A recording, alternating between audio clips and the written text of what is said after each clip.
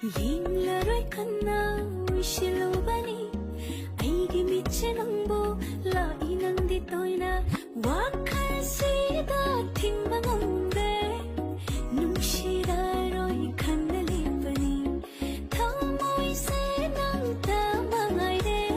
thajade asuna hoirakani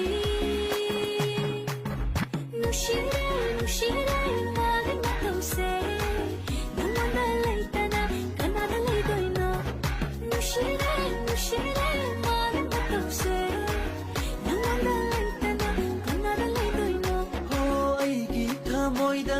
Karam lakiba nangi nungsiba layram le